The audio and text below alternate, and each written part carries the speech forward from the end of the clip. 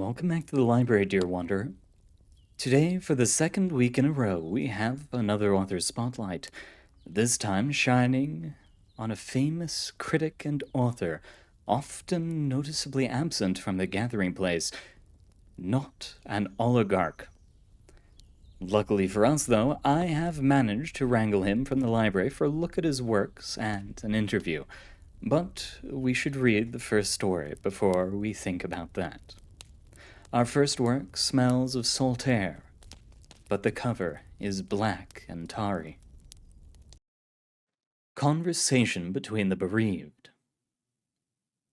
Friday, December 6, 2097. Two men sit by the seashore, looking out over the yellow-tinted waves. They watch as the sun sets on a diseased ocean once teeming with life, now infested with decay and rot. The dilapidated tides still wash over the now dirty beaches, but no one plays by the sea's side. Fishing boats do not roam the open waters. Yachts do not sail haughtily over the seas. But the two men still watch. They are old, with grizzled stubble lining the fringes of their faces. They saw the degradation of the oceans firsthand. They watched as the waters turned sickly. They watch, sitting still in their chairs, one smoking a cigarette, the other just resting with his cane leaning against the arm of the chair. They are friends, brothers in the sea, now watching as their estranged mother dies before them. "Shame," said the one with the cane. "No kidding," responded the other bitterly. No, I mean shame. Shame is what killed her off, really." "I think it was time and people, not shame. Did shame dump thousands of pounds of waste into her?" "No, but shame is why we refused to help." "Ha! We refused to help her because it wasn't convenient." A puff of smoke escaped his lungs. Crabs scuttled across the ocean floor, pinching the water aimlessly. Schools of fish swam in chaotic clouds, lethargically gulping down microscopic food. Bigger predators waiting for the perfect moment hunted prey from the shadows, perhaps from behind a rock or ruin, and indeed, there were ruins, shipwrecks, sunken stones, statues, machines, and other strange oddities dotted the sandy ground. Sometimes these structures made homes, sometimes they made graves. So many now go uncaring of the ocean's life. It is our constant companion, our oldest advisor save the very rocks, and now stark few understand its complexities. The ocean has been our mother, indeed, the cradle where life itself was born, for some time, guiding sailors to their far-flung destinations for centuries. It has inspired artists and poets, sonnets and paintings, but it goes now, neglected. Now it is dying. Now crabs lay on their backs dead or waiting for death. Fish, if they can at all, swim erratically and alone in their hunger. Bigger predators sulk in shadows, praying that a few creatures come their way. The same ruins dot the floor, now foreboding and full of half-collapsed malice. With humanity's constant advancement came a heavy price. But perhaps there are some who still care, some who still dream. Then maybe. "I guess you're right. I've been sailing for 60-odd years, and never have I seen such a mess of things. For all my life, the sea has been our intemperate friend. It's painful to see her go into such squalor. You look out at the ocean and wonder, how long she has left, huh? Our occupation is a dying one, I suppose, but it isn't fear of unemployment that gets me. I just hope, no, pray, what we've done is reversible. I don't really blame anyone. We tried, I guess. We were just short-sighted. The man with the cane sighed quietly to himself. I think the problem is our pride, you know? We thought we could save everything, do everything. We tried to play the superhero. We didn't have the capacity to succeed. We could have been the cure, but we turned into the infection. I wouldn't call humanity an infection on the world, just another animal. Had fish been the dominant species, they would have killed the land to further their goals. It's natural, in a way. Just the hourglass of time running out of sand. Sometimes, I wonder what the world would have been like without anything to dominate it. Maybe then the sea would be whole again. It was not sudden, few things are. But gradually we killed the waters, death by 1,000 paper cuts, or so the saying goes. People proposed ideas then, but none of them would suffice. All species thrive for their own benefit. It is nature to be selfish. Had the ocean a mind to do so, it would have killed us to save itself. Maybe it tried, but we were just too stubborn and vain to let something more beautiful than us survive. By now, things are irreversible. Black ooze seeps into the ocean's depths, killing off the building blocks of life, cutting down the tree by its roots. If only... I blame the older generations. Another plume of smoke rose into the air, vented from his mouth. Everyone blames the older generations. We're the older generations. What did our parents do? Squabble about policy? A pause. Don't blame them. It's shameful what they did. Failed to do, really. It's their fault. The words were spiteful. The silence elapsed as the men watched the sea, and the sea watched the men. The crippled man and the smoker went their separate ways. They would return to the same space tomorrow, to again talk of the sea. And the sea, though sickly, would sound its reply in the crashing of the waves. And the oceans rumbled and the seas cried out, "Your fault! Your fault!" If we do not mend our ways, this may become a reality for us. But now is not the time for such heavy thoughts. Our next story's cover holds a star in the night sky. Wormwood, the beast itself. The star of Wormwood was in the sky. The knight had walked through a horrifying collection of locations, but none more so than this one. Great carrion vultures, standing on mounds of flesh and bones, argued over who should get the armored wanderer's meat. Gnarled branches, as if pained, reached out for the night slowly, as shadows skittered through the underbrush. This unholy earth was a breeding ground for all types of diseased vermin, like the one the knight was here to slay. This forest was an infirmed old man, long overdue for death, waiting for a horrible virus to slowly devour him. Even the skies seemed to be ill, sometimes vomiting up bits of vibrant crimson sunset through the gray veil of clouds, all despite the coming of nighttime. The moon illuminated a circle in the thick cloud, trying to burn through like a child with a magnifying glass. Still, the soldier trudged on. Grotesqueries lurked in between the trees, silhouettes outlined in the mist.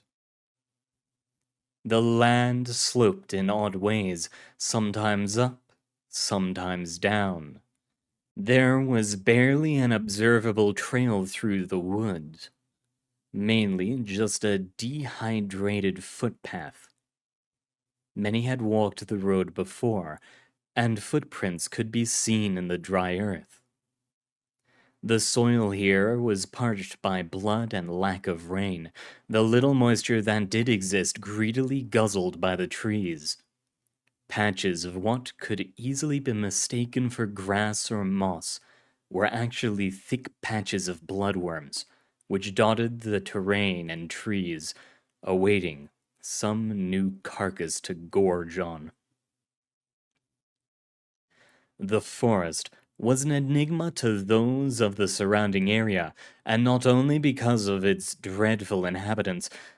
It would only appear when the Wormwood star shot across the night, and only for a brief window of time. Then, as if it had not been there at all, would leave nothing but a placid field and small pond in its wake. This did not stop creatures from leaking out. Many a would-be survivor had trekked into the woodland to find a cure for its appearance, but not many survived. It was believed that if one was to slay the beast at the center of the wood, the appearances would stop. The people of the area were bent on receiving vindication from their plight, and promised high honors to any who could kill the monster. The knight did not care for this, but did know why the woods appeared. Put bluntly, by this point, the knight was tired. It was an exhausting journey, and there was no space to set up a proper camp. The knight fell to a knee, then laid down on the ground to rest. An owl peeked out of a heart-shaped hollow in one of the mighty upright trunks, pondering the stranger's glimmering form. It had seen many soldiers pass through here, and had seen most of them die. It was folly to enter this place, even the animals knew. After an hour or two of rest, the knight stood again to continue the journey. Perseverance would see this forest to its end. The walker came eventually to a clearing, where there lay a large gray stump. Night had wrapped the forest in shade and gloom, but this clearing was half illuminated by the moon, now cowardly reflecting light from behind a cloud, as if afraid of its own cousin Earth. There, with moonlight half-heartedly lighting the monster's decrepit body, the Paranatolon of Wormwood sat on the stump with its great crooked back to the night, tinkering with something yet unseen. It wore only a thin cloak over its strange form, which was hunched back and supporting large shoulders. Its head and lower extremities were disproportionately small, and its loose skin was hairless. It had no arms, only two long and toothy appendages that resembled maggots. The whole beast was a sickly pale cream color, like the small grubs that crawled along in the night. It suddenly seemed to hear the night, turning its hooded head to see the warrior. This creature tethered the forest to reality, walking the realms in the wake of the star. The forest had visited other realities, all in a continuously flowing circle. It tried to reach out to the star, on its journey across the universe, perhaps to establish some contact. But Wormwood paid its progeny no mind. The deep anger and sadness of the Paranatolon had caused the wood to sprout from the earth and the horrible mutations to occur. The knight approached, sparkling sword drawn, moonlight glinting off the polished plate armor. It spoke, startling birds from their trees, its voice like pus oozing from an infected wound, like long-curdled blood on rough linen. "You have come," it says, beady eyes turned to the night, though still on the log. "To end my abandonment." The monstrosity's words, caught in strange places, garbled and broken. After this, it said no more. Instead, raising both appendages as it stood, it called out one last time to its father Wormwood. It awkwardly turned around, lumbering toward the stump to face the paladin. The Paranatellan stood as tall as an oak, towering above the night. The soldiers stood firm. A moment passed between the two, perhaps one of understanding. It shuffled within range of the challenger, rather awkwardly striking out with a long limb.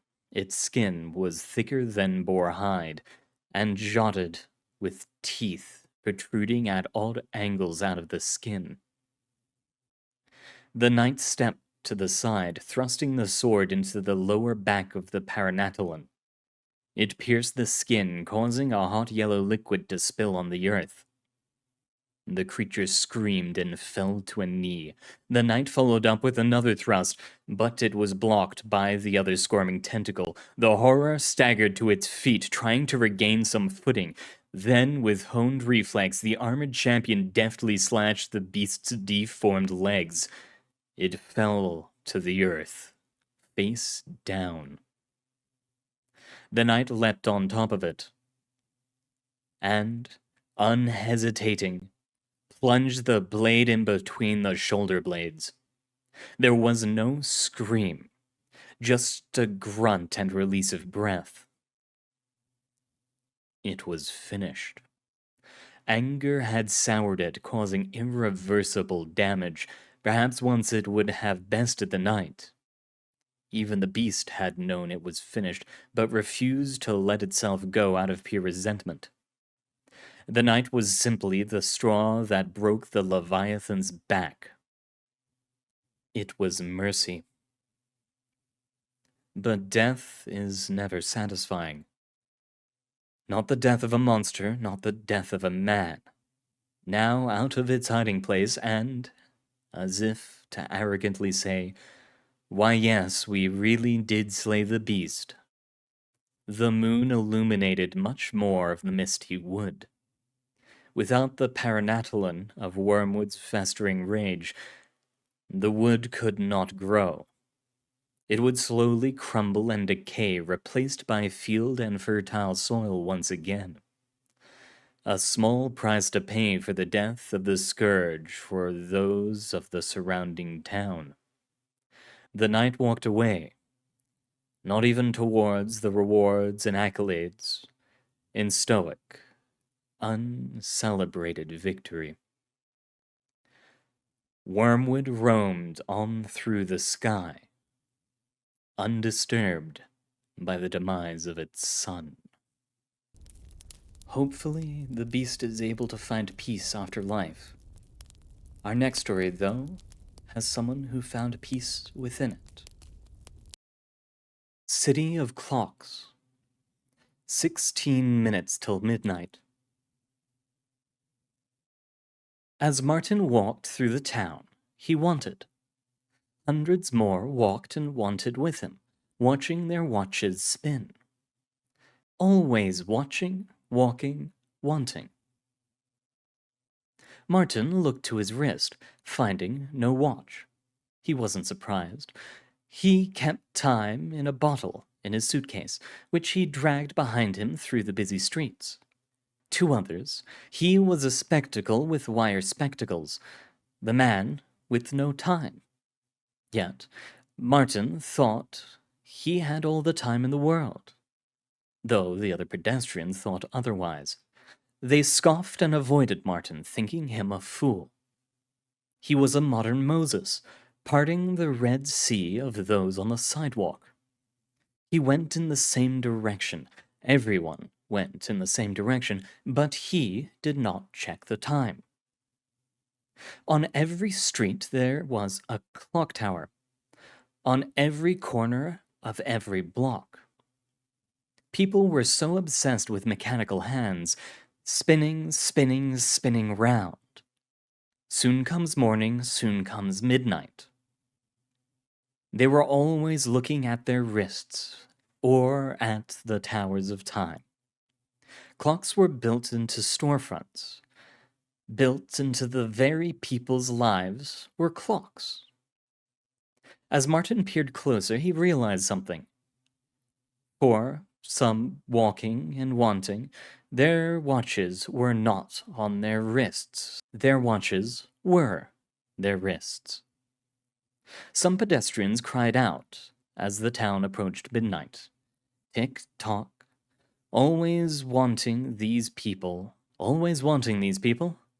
Always wanting they were. If the clock reached midnight before they got what they wanted, what would their time walking have come to? They told themselves that the storefronts would satisfy them, but the storekeepers had another thing in mind entirely. They were the only ones who did not move with the Red Sea. Their stores were built so that someone could buy without stopping at all. Advertisements were posted blocks ahead of the actual store to inform the walking masses of the next big thing. Martin wanted too, but he was not disillusioned like the masses. Everyone wanted the same thing after all. Martin just knew that it didn't come with the stores, or the next big thing, or the watches. He knew something these pedestrians did not. Shopkeepers called out to him, beckoning him over to purchase their wares. He waved and continued on. "Why, that one thinks he's quite the fellow, snickered a woman, eyes transfixed to a clock tower to her left, even as she spoke. "A vagrant he is, and what a waste of time! What has he done with it other than watch it fly by?" Martin laughed good-naturedly. Leveling his eyeglasses, he could not help but pity the poor woman, drowned in lavish animal pelts and extravagant clothes. "I apologize for any arrogance or aloofness, ma'am, that you have perceived. On my part, I only try to enjoy the time. You say I've squandered it, but that's hardly true. I rather—" Even as he spoke, she left him. These people wanted nothing to do with him. He smiled. Another stroller, a large man in a pine-striped suit, stepped up in her place, interjecting. "But haven't you got anything to show for the time? Prove to me it's been worthwhile." His auburn mustache bobbed vertically as he spoke in a far too proper manner. "You squandered time, and midnight will take you by surprise." Martin cocked his head. "I would wager it's not me who's the squanderer, if you'll excuse my offense, sir." Martin said this with the polite mannerisms of a scholar, despite him being a humble street urchin. The man huffed, strutting off to join the crowd. "But don't you fear midnight?" asked a young schoolboy, licking a lolly behind him. He looked innocent enough, but his tone hinted to his upbringing at the hands of those wristwatch people. Martin spun, walking backwards with perfect confidence in his strides. He examined the boy with a sense of sympathy. "No, because I know one thing no one else here seems to know." "What could you possibly know that someone like the man you just talked to could not? He runs a successful enterprise, you know. He's happy." Tick-tock. Then perhaps I know two things that no one else knows. But here's the first. Midnight and morning are the same hour. One does not fear the morning. One should not fear the midnight. The boy watched him like you would watch a car crash. "And the second," continued Martin, "is knowing that happiness is not something that happens in our time. It is only by acknowledging this and to turn away from watching the clock spin that a pedestrian can grab a slice of happiness and cling to it. He smiled again at the boy. So, you are happy then? You've acknowledged that happiness is a myth? The boy's expression was odd, and Martin could not place it. Martin stopped. He stopped right in his tracks, looking down at the boy. The boy nearly walked right into him, horror painting his face. Yes, the things in the stores are not the cause of happiness. They can be good, but not past midnight. The boy turned white, looking around frantically. He too had stopped and was terrified at the concept of it. People did not even spare the boy a glance as they walked, looking only at Martin in fearful disgust. So, if I accept this, I'll become like you? The boy's shock turned to derivativeness. Then I'd rather not. You're quite the insufferable fool. The boy ran off, but he left his lolly behind. Martin opened his suitcase, pulling out a bottle. He gave it a look of fondness and set it aside. He then pulled out a collapsible easel from his bag and a small stool along with it. He sat on the stool and unfurled the easel. Looking at the people marching by, he began to paint. He took the bottle, pulled out the cork, stuck his finger into the bottle, and began to paint. Time graced the canvas with impressions of what those before him had left behind. It showed him, too, what was ahead. But he cared little. So much fear in their wanting. Tick-tock. Martin finished his painting, calling it good.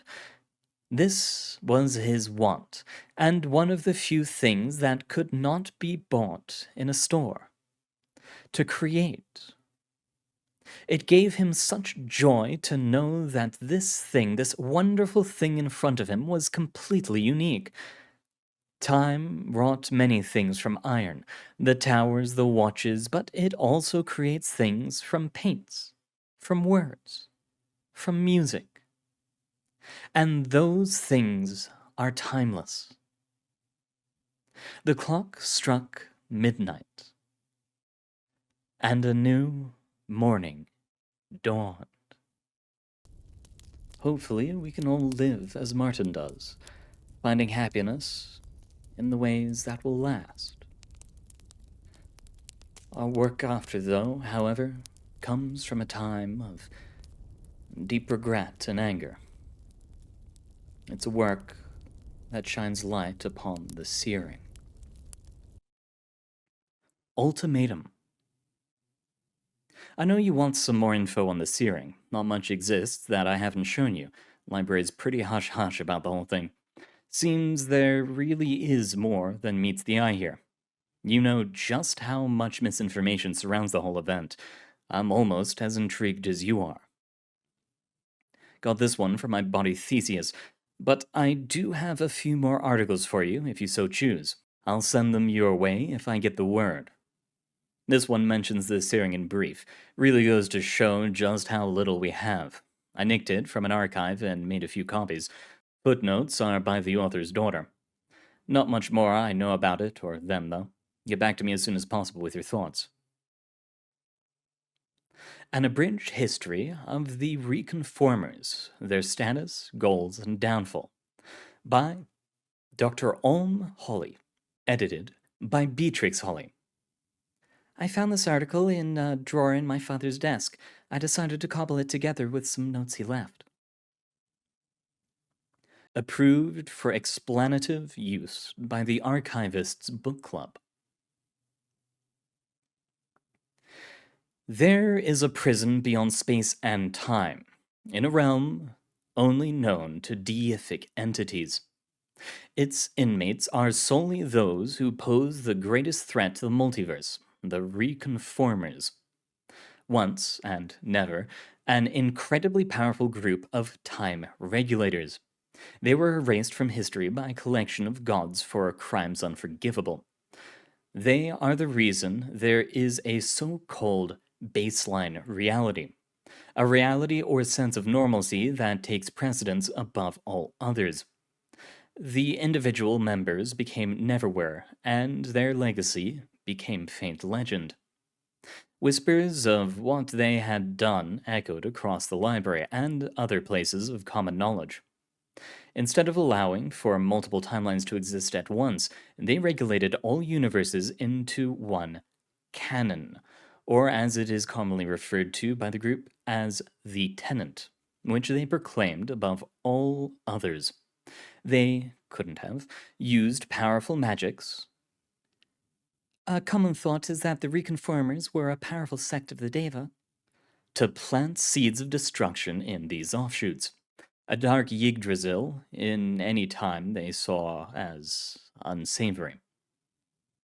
Some say they even erased those who rebelliously created other timelines through thaumaturgy or the like. Some say they were not physical beings at all, but a group of powerful reality warpers. Who knows? It is taboo to even speak of them, for fear they may begin to exist again. Hopefully, the prison shall hold. A false reality holds them to their plane of non existence, fabricated by those who stand against them. It is said the serpent had a hand in their imprisonment, but this remains unverified as no one has spoken to the serpent in years. And live to tell the tale anyway, unless you give credence to the old stories. Some hypothesize that the serpent is the prison, and this holds more merit. The library is haven, maker, and epicenter of many alternate realities. It would make sense that the foundations of the library would be built on the proverbial bones of those who would stifle such diversity. The exact details around the serpent are foggy at best. See Arthur Lee Mulligan's work, The Belly of the Beast. And to think there is a prison within those cold scales is not unfathomable. Perhaps the venom produced by the gargantuan snake that is rumored to cause nightmares has something to do with their incarceration. As for motivation, after the Tenet was dissolved and many branches grew on the world tree, an infinite amount of new stories could appear. It is rumored that the East Wing contained restricted material, mostly essays or explanatory works, but featuring some genuine Reconformer propaganda, apparently, on the Reconformers before the Great Searing. Conspiratorial thinkers have long spewed deceitful theories about the nature of the searing in relation to the Reconformer material. However, after the Great Searing, a group of intrepid wanderers sought to reclaim the lost material, either through scavenging or magic. Strangely, the archivists did not permit this. Their reason, however veiled, is most likely valid. It has been confirmed that a rogue member of this group, John Jackal, managed to divine a single page of the Reconformer Manifesto into baseline reality. Jackal, sometimes called Jason after the old Argonaut, was later tried and had his library card revoked. His account is fascinating. Soon after, multiple reality-bending events took place for an unknown but possibly correlated reason. Jackal is rumored to still be in the possession of the Manifesto page. Due to the nature of Neverwhere, see Sir Denius Ritt's work. Book not found, don't come looking.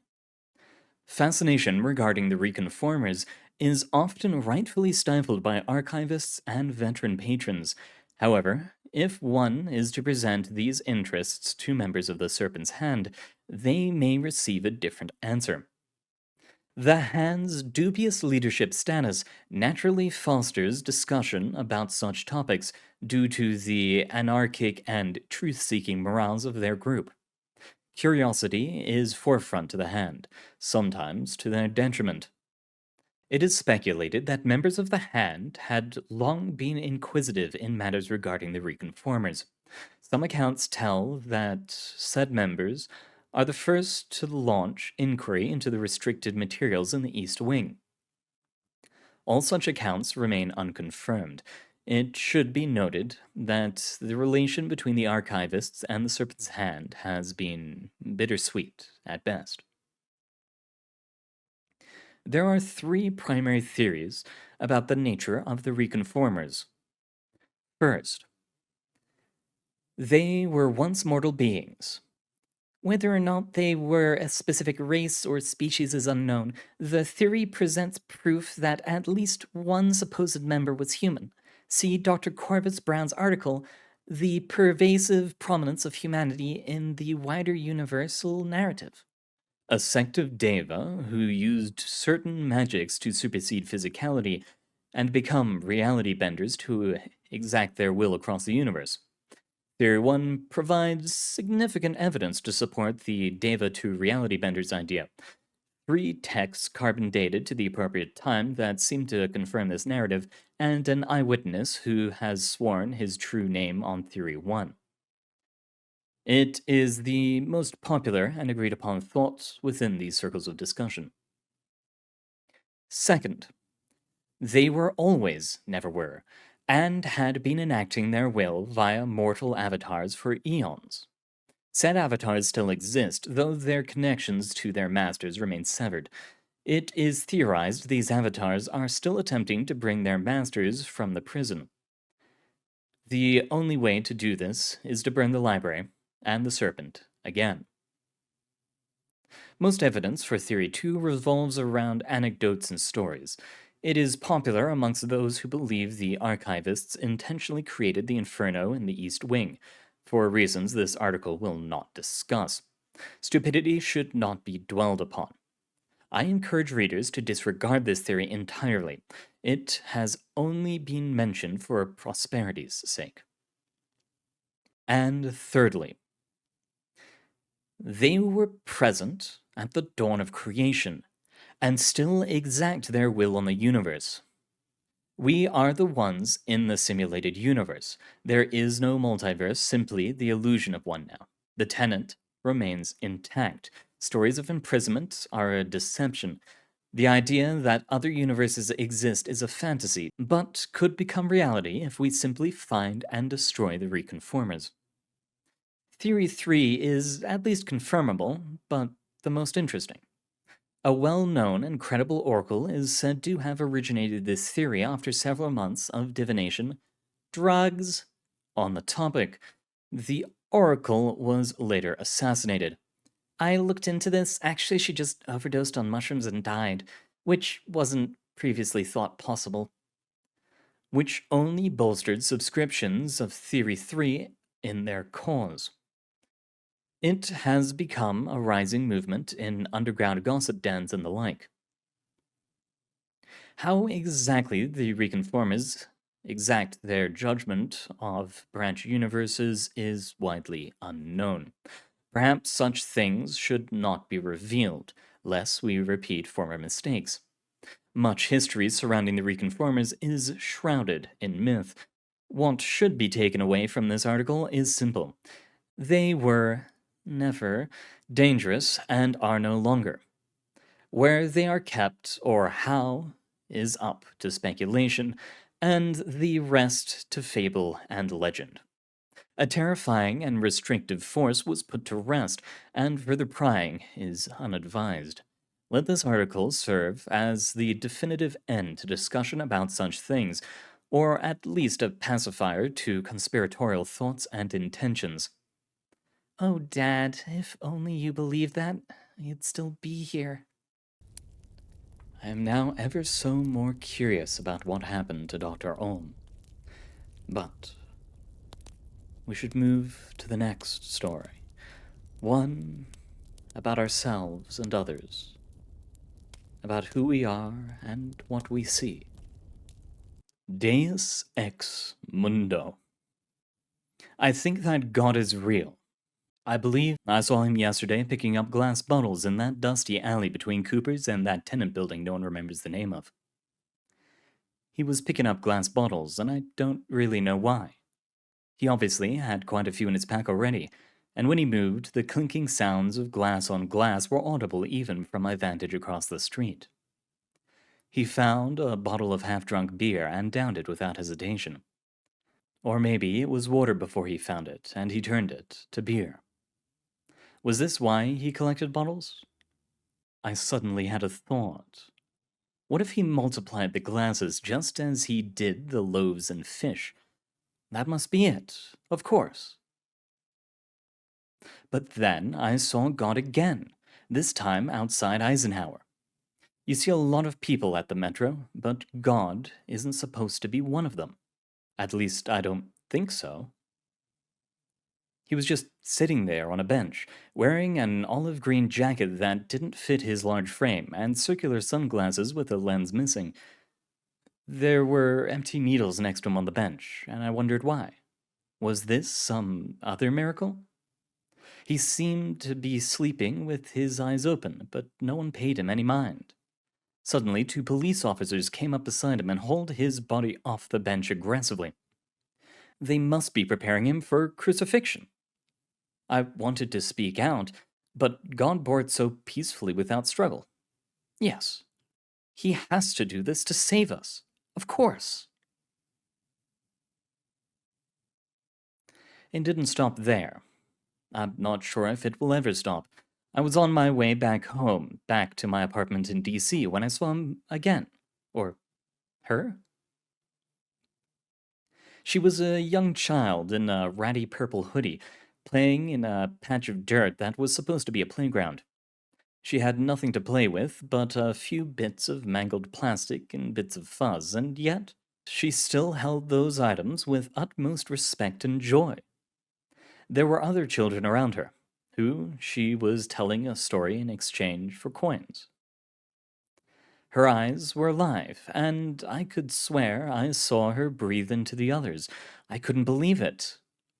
It must be her come back from the grave 3 days later, lending the Holy Spirit to her disciples. Of course! There was only one other time I saw God that day. Why? I'm not sure. I've seen him since everywhere. I walked into my apartment, the day's events heavy on my mind. Exhausted, I broke bread and ate. The fridge was out of jelly and butter, though. There was not much to do but to sit with the things I had seen that day. I took a shower, as if to baptize myself in the Jordan and wash away the things of the past. When I exited, the room was clouded with steam. I wiped the dew from the mirror, and there saw the truth through the mist. God looked back at me from the glass. Of course. Mundus e mors. Vitas hominum. Doth death look back from behind my eyes, and slavery from thine?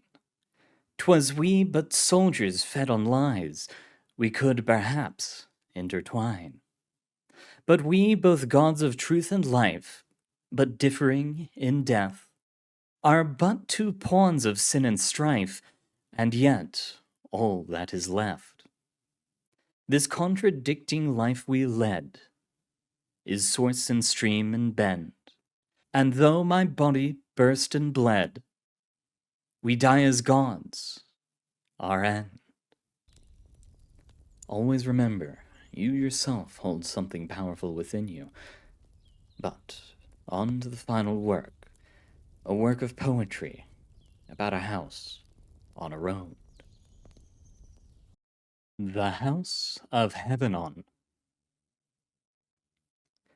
There is a house on lonely roads. You wander lost, unknown. I'll warn you few who'll heed my words. This house is not your home. Down paths to Alexandria, 2 pilgrims forage on. Their studies lead them to the path, and thirst to Hebenon. This house is scaled and serpentine, with fangs and gaping maw. If thou wilt enter now again, you shan't escape its claws. For drink and humbling liquids flow from fountains, mountains dread. You think you're in control of all, in truth you'll know you're dead. In Hebenon, you'll lose your way, your head, your hands, your face. All of these things and even more in venomous embrace. The house turned those who enter there to what they are inside. Their skin to scales, their blood now cold. Their true form cannot hide. Down to the depths they'll take you now, to prison bars of gold, to rot away in squalor then, and wither till you're old. There is a house on lonely roads that leaves no trace at dawn, from misty path to cobbled road, this House of Hebenon. Remember, avoid the House of Hebenon. But we have come to the end of the spotlight, to where it shines the brightest. We have come to the interview with NotAnOligarch. Hello, NotAnOligarch. So happy to have you here. I'm happy to be here. So the first question I have for you is, why the username NotAnOligarch? And if you aren't an oligarch, are you something else or something more? Good question. I used to be called on many platforms Goobasmooba, which is, I don't even know where that originated. But seeing that as less than a proper username, I rebranded to Not an Oligarch when I joined chess.com, and then it stuck. The only reason I chose it was because I think the whole Russian oligarch situation was in the news for some reason. I don't know. And it shortens to Ollie pretty well. Nice. My next question is, where does your consideration of Discord as godforsaken come from? So a bit of a hermit. I don't really use any social medias at all, so I guess I count Discord as among their ranks. Fair enough. It is pretty close. Yeah. All right. Questions upon the works then.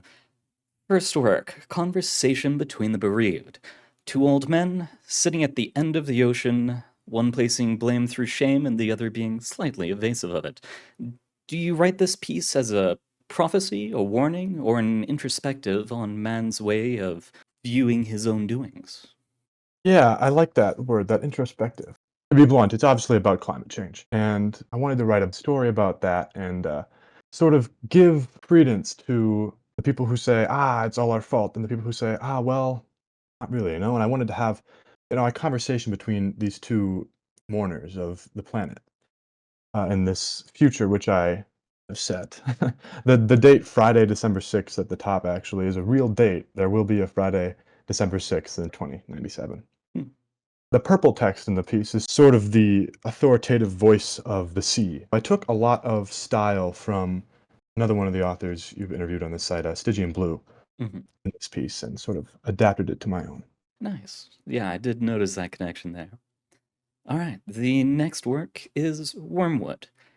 Did the choice of Wormwood as a primary namesake come from the plant and its hallucinogenic properties, or was it more play on the two parts of the word in reference to something rotting?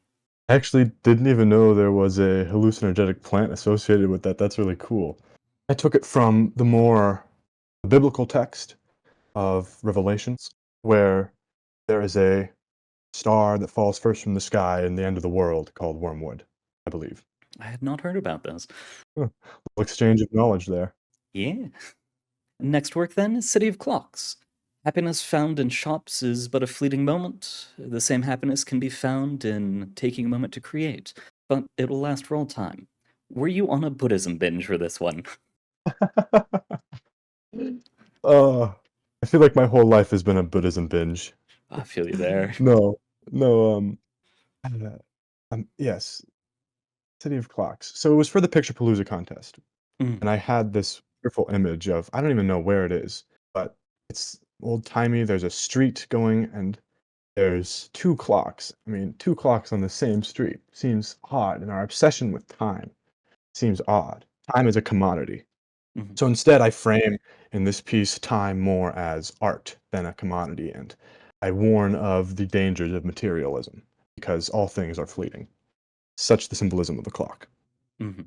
It definitely does come through in the work. The next piece was Ultimatum. I do already love getting more works from the series, and this one was especially good, especially in the way it's about it, but not on the nose, if that makes sense. What was it that made the idea click in your head of using Ulm's daughter Beatrix to commentate on the work, and what did the rough drafts look like? Oh, the rough drafts were something else. It really went through a transformation, shall we say. Mhm. Yes, it's certainly a piece. One of my favorite sort of lore building pieces for the library. So I took the sort of essay sort of narrative because that wasn't originally present in the piece. That was originated by Snapdragon, actually. He recommended that to me. In the discussion post, a lot of pieces that I took inspiration from, which were Land 2D's work on the searing, and then Underhouse's work on the searing, and also I think it was Chewbacca's work on the something or other, the Dreamers or whatnot. And then I also just watched Marvel's Loki at that time, so I was very interested in this sort of timeline regulation process. And I thought, how can I tie this into the lore? And I'm like, what if there's some sort of odd controversy about these long forgotten sort of gods of time, and it had something to do with the searing, but you don't quite know exactly what. But since the searing is so so vague, even just this sort of mention in passing is enough to constitute a revelation. Yeah, and I had to stop myself from saying something, but I had actually binged watch everything of Loki up to season 2, episode 1, right before reading this piece. And I made that connection, but I didn't think it was real. Yes, it is very much supposed to be present. Yeah. Next work is Deus ex Mundo. Would you consider this piece as a criticism on a blind and or desperate belief that some use as their basis of faith? I suppose it could be interpreted that way, yeah. But it is more, it is the idea that in all men is present something to be not worshipped, but honored, praised, Mhm. even those who we consider less than or surplus population. Yeah, that definitely makes more sense than my than my reading into it. No, but I think death of the author and all, I like any and all interpretations of any of my works. All right. Next work was The House of Hebenon, a 1-2-3-2 rhyming structure. I have never seen a 1-2-3-2 rhyming structure. What on earth made you decide on that? Madness, perhaps. I wanted to make poetry that made sense, because most of my poetry makes zero sense. So I went from the more, not concrete as in concrete poetry, but more concrete style, very fixed, set style. I usually do free verse, you see, so very different from this. But I took a lot of inspiration, and perhaps the rhyme scheme as well, from the song House of the Rising Sun. Mm. There was a bardcore rendition of that song, which I was very inspired by as well. And then someone did an analysis of that, and then it was all about like how evil is repaid and all that jazz, and temptation is like a snake sort of terminology, and yeah, that's kind of what originated the poem. I can definitely see that in it. The next one is the first of the two traditional wrapping up questions. What does the Wanderer's Library mean to you? This is a good question. The Wanderer's Library for me is a place to further my own work, further my own skill, further others' work, and further other skill. I'm probably more known on the Wanderer's Library as a critiquer than I am as an author. I really enjoy that aspect of the growth, the natural growth of the community. And I view the Wanderer's Library more so in like a special light, whereas it is not for me really a sister site of the SCP Foundation, but more it's evolved into something of its own right. And I think there are still benefits to its connection to the SCP side of things. But I think there's also a lot of limitations to it. But that's just besides the point. For me, the Wanderer's Library is and always will be the home for my writing and my help of other people's writing. And then the last question is there anyone else you would recommend for getting the spotlight in the future? One of my favorite authors is Maxi Fran. There's Gattoni, he's a great author. I love his works. I've already interviewed so many of our elite. Spodit Man is a great one. Stranger Swing has some wonderful pieces. But yeah, All right. Well, thank you very much for joining me. thank you for having me again. No, it's been a pleasure. All right, and this is where we shall end. Thank you very much for coming, everyone, especially NotAnOligarch. It has been an honor working with you on this. For everyone else, though, thank you very much for coming. It has been a pleasure reading for you, and I hope you have a wonderful sleep tonight. Good luck out there.